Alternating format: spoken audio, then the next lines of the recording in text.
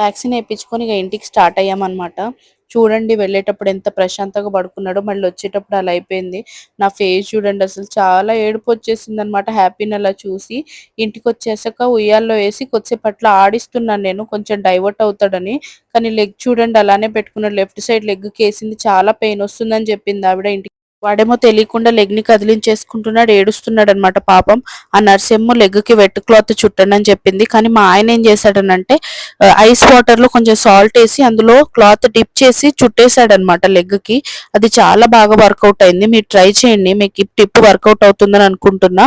ఆ తర్వాత హ్యాపీ బాబు నవ్వడం ఇదే అనమాట. అసలు ఎలా ఏడ్చాడంటే ఫీడింగ్ కూడా తీసుకోలేదు. ఫుల్ ఫీవర్ వచ్చింది వాడికి అసలు. కొంచెం క్లాత్స్ తీసేసి ఫ్రీగా ఉంచామన్నమాట. ఫీవర్ తగ్గగానే కొంచెం ఫ్రీగా ఉంటుందని చెప్పి మంచిగా ఆడుకుంటున్నాడు వాళ్ళ డాడీతో. అసలు ఎక్కెక్కి ఏడ్చాడనమాట. మీరు కూడా మధ్య మధ్యలో టెంపరేచర్స్ చెక్ చేస్తూ ఉండండి. 48 అవర్స్ తర్వాత అసలు ఫీవర్ రావద్దంట. అక్కడ వాళ్ళ డాడీ చెప్తున్నాడు. వాడు కూడా చూడండి ఓకేనా అంటే ఓకే అని చూపిస్తున్నాడు అనమాట. ఎంత క్యూట్ గా చూపిస్తున్నాడో. వాళ్ళ డాడీ అసలు ఏడవద్దు, నువ్వు స్ట్రాంగ్ ఉండాలి, నువ్వు స్ట్రాంగ్ బాయ్ అని చెప్తుంటే ఎట్లా వింటున్నాడు చూడండి. వాళ్ళ డాడీ నవ్విస్తే నవ్వుతాడనమాట. చాలా బాగా ఆడుకుంటాడు. అసలు మాకు చాలా హ్యాపీగా అనిపించింది కొంచెం వాడికి రిలీఫ్ వచ్చినప్పుడు. 6 అవర్స్‌కి ఒకసారి పారాసెటమాల్ సిరప్ ఇస్తూనే ఉన్నాననమాట. ఫీవర్ తగ్గాక కూడా ఇవ్వాలంట అది. ఒక 2 టైమ్స్. సో, నేను ఖచ్చితంగా అది ఫాలో అయిపోయాను. మీరు కూడా అలా ఫాలో అవ్వండి. అసలు లెగ్ ఇలా ముట్టుకోనివ్వలేదనమాట పాపం. చాలా అంటే చాలా ఏడ్చాడు.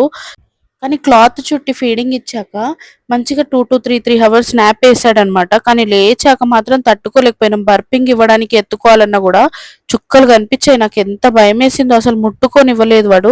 నెక్స్ట్ డే చూడండి ఇక ఫీవర్ తగ్గాక కొంచెం మంచిగా ఆడుకున్నాడు అనమాట. ఎంత హ్యాపీగా అనిపించిందో ఇక ఫీవర్ తగ్గిపోయింది అని చెప్పి. క్లాత్ లో ఐస్ పెట్టి అద్దాలని చెప్పారు కానీ అసలు టచ్ కూడా చేయనీయలేదన్నమాట హ్యాపీ బాబు. Next second dose vaccination day దగ్గరకు వస్తుందన్నమాట. ఇంకా దానికి రెడీ అయిపోవాలి మేము. ఒకసారి ఎక్స్పీరియన్స్ అయిపోయింది కాబట్టి ఇంకా నెక్స్ట్ టైం ఏం చేయాలి, ఎలా హ్యాండిల్ చేయాలి అనేది అర్థమైపోయింది అనమాట.